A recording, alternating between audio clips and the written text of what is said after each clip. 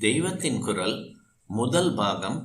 தேவதா மூர்த்திகள், அவதார புருஷர்கள். ஸ்ரீராமன்.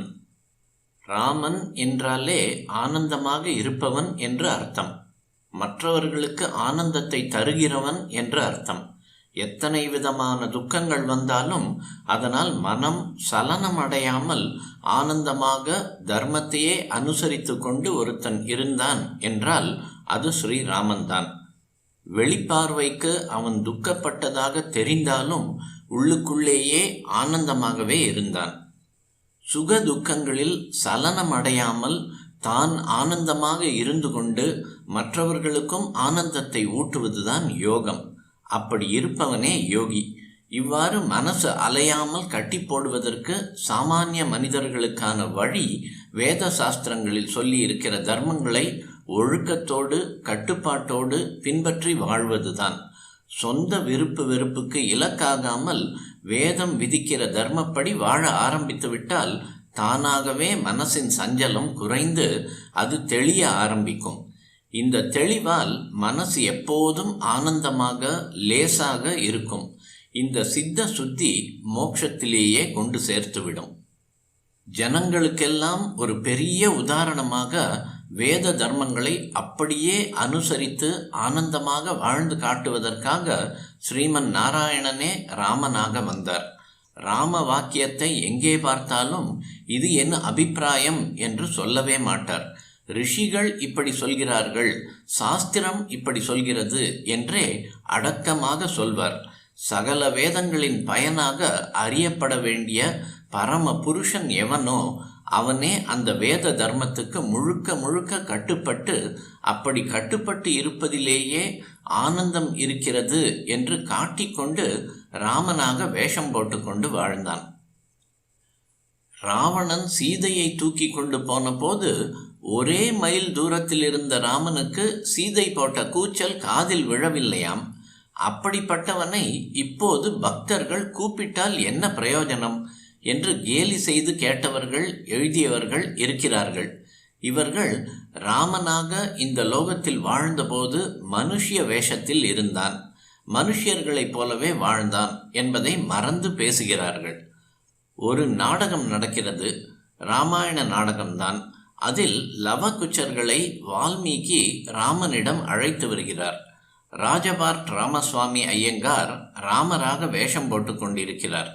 அவருடைய சொந்த பிள்ளைகளே நாடகத்தில் லவகுச்சர்களாக நடிக்கிறார்கள்.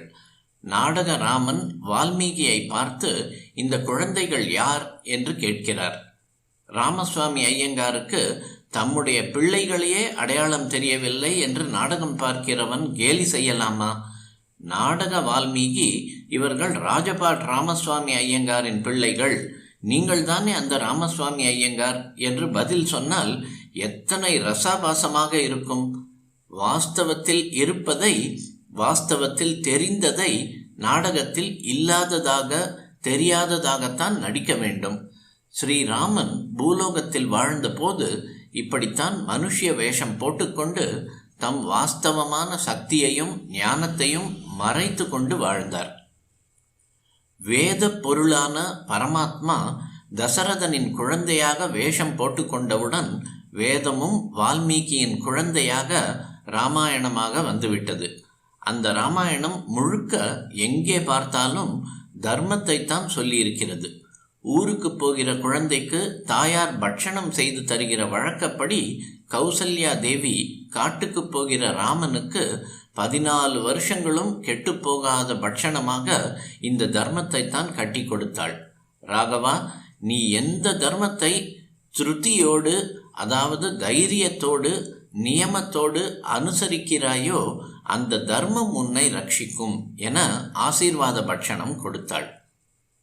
நியமம், அதாவது தனது என்ற வெறுப்பு விருப்பு இல்லாமல் சாஸ்திரத்துக்கு கட்டுப்படுவது முக்கியம்.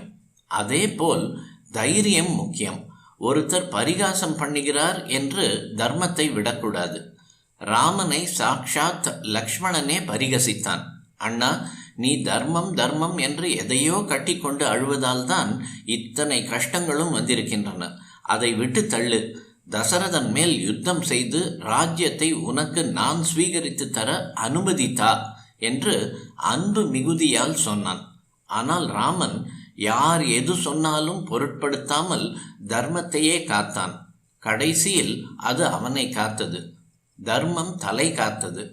ராவணனுக்கு 10 தலை இருந்தும் அதர்மத்தால் கடைசியில் அத்தனை தலைகளும் உருண்டு விழுந்தன. ஸ்ரீராமன் இன்றும் ராமோ விக்கிரகவான் தர்மக என்றபடி தர்மத்தில் தலை சிறந்து தர்மஸ்வரூபமாக அனுகிரகம் செய்து வருகிறான்.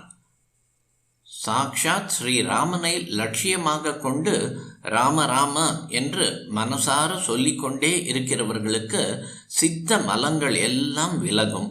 தர்மத்தை விட்டு எந்நாளும் விலகாமல் அவர்கள் ஆனந்தமாக வாழ்வார்கள்.